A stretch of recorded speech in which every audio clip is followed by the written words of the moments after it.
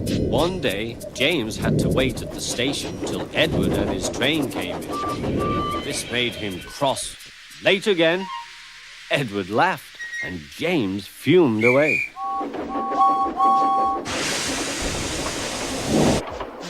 After James had finished his work, he went back to the yard and puffed onto the turntable.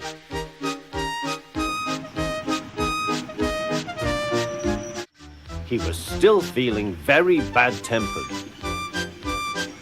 Edward is impossible, he grumbled to the others. He clanks about like a lot of old iron, and he is so slow he makes us wait. Thomas and Percy were indignant. Old iron? Slow? Why, Edward could beat you in a race any day. Really, said James, I should like to see him do it.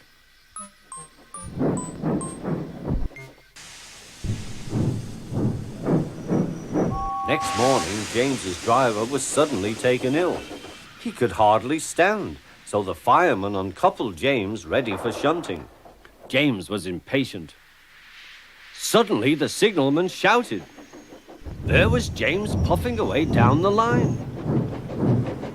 All traffic halted, he announced at last. Then he told the fireman what had happened.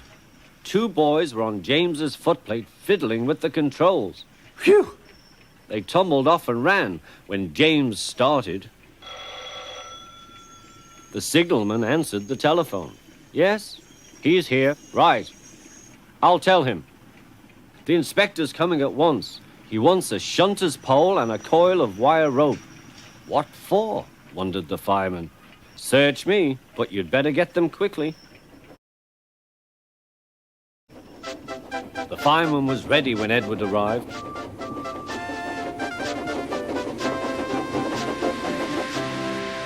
The inspector saw the pole and the rope. Good man, jump in. We'll catch him, puffed Edward. James was laughing.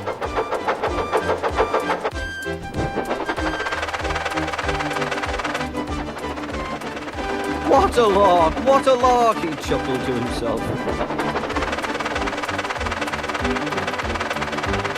Suddenly he was going faster and faster. He realized that he had no driver. What shall I do? I can't stop. Help! Help! We're coming, called Edward.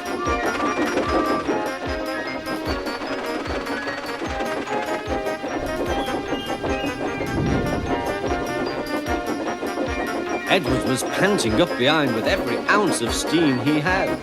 At last he caught up with James.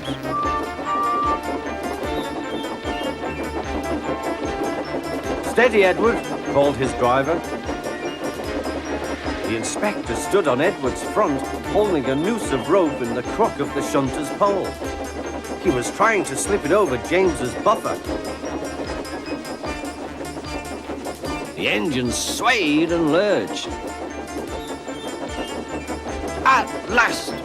Got him! He shouted. He pulled the noose tight. Gently braking, Edward's driver checked the engine's speed, and James's fireman scrambled across and took control.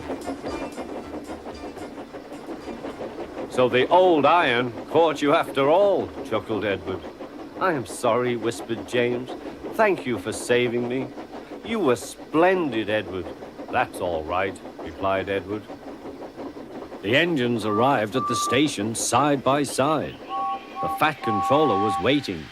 A fine piece of work, he said. James, you can rest and then take your train. I'm proud of you, Edward. You shall go to the works and have your worn parts mended. Oh, thank you, sir, said Edward. It'll be lovely not to clank.